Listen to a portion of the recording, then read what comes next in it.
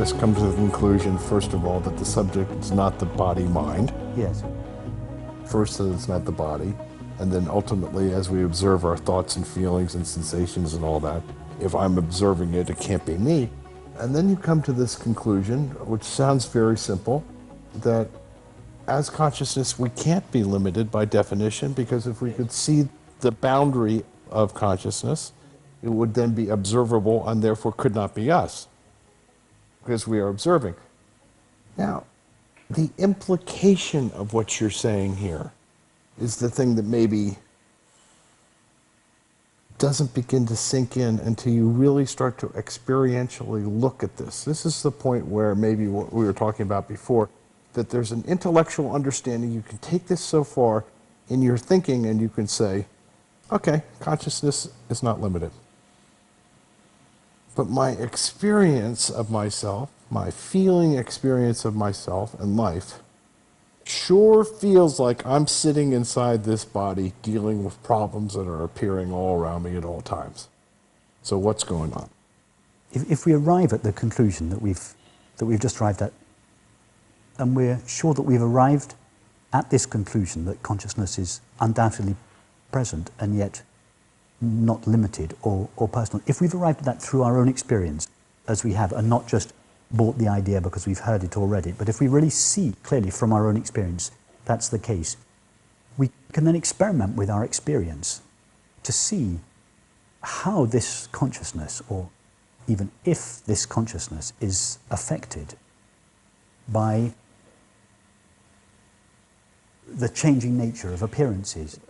Before you jump on that, I just want to say, your mind goes very quickly, and you've assumed part of this line of reasoning that I'm not so sure sinks in so quickly to people, which is to say, consciousness is not limited, I get it. Consciousness is not personal. Would have to flow from that. Now that's the place that I think that it starts to become like, whoa, whoa, whoa, whoa, whoa, whoa. Okay. I may be consciousness, I may be ephemeral, I may be noumena, I may be all this stuff, but it's still me. Yes. Okay? And so we get this defensive ownership quality feeling to what's going on. So let's look at that. Why the fact that consciousness is not limited means also that it's not personal. Because by personal we mean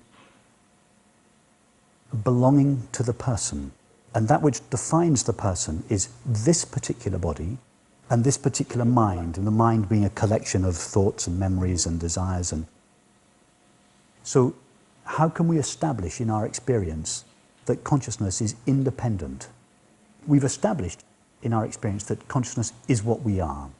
So now look, let's leave the world on one side for a moment and just look at the relationship between the body and the mind and this knowing presence, I, consciousness. Mm-hmm. And we see, for instance, that there are many times during the day when the body and the mind are not present as an experience.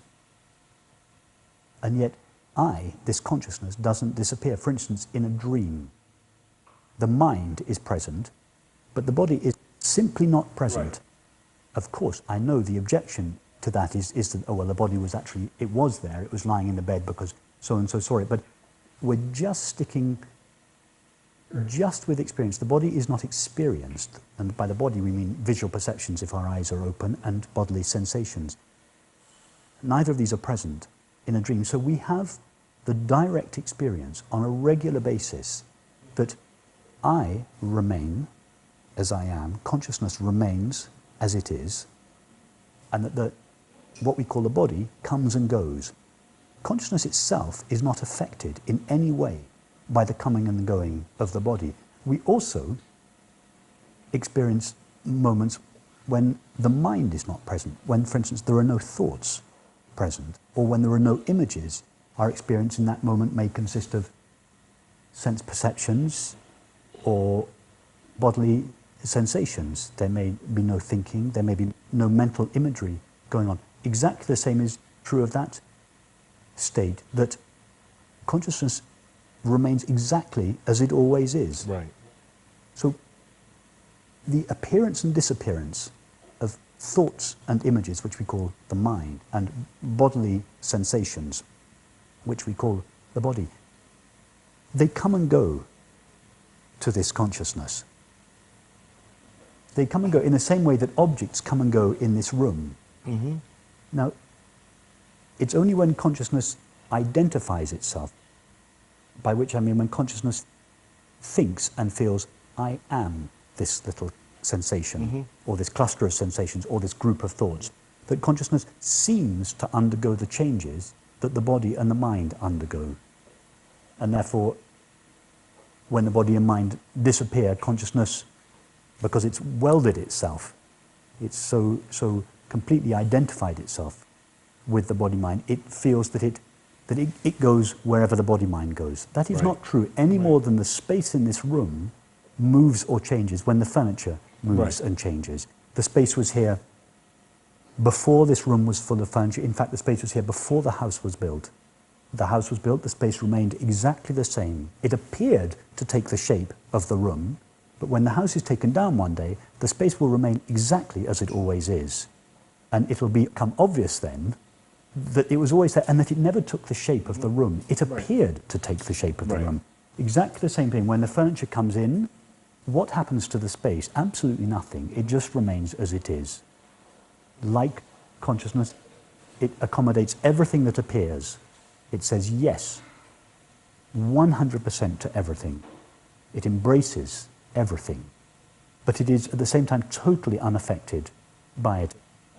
The image that is often used is the mirror. Whatever appears in the mirror, it doesn't matter whether it's the most beautiful object or the most ugly object. It's completely independent. Those differences don't make any difference to consciousness at all, and we can experiment with our experience.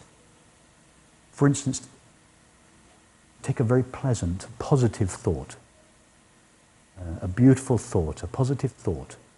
Ask yourself, is consciousness present? Of course consciousness is present. It's there to witness this thought. Now take the meanest, hideous thought you can think of.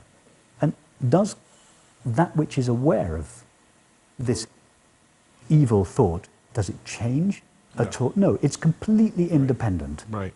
The experience that what we are is this knowing presence is so close to us, is so obvious, it's so intimately and obviously what we are, and it is also so obviously independent of the changes, the comings and goings of the body and the mind and the world. It's so simple that we've just not noticed it, and that what we are is this knowing presence that is always in the same place, it's always in the same condition. It's always only itself, just like the space in this room or the mirror is always itself, independent of the coming and going.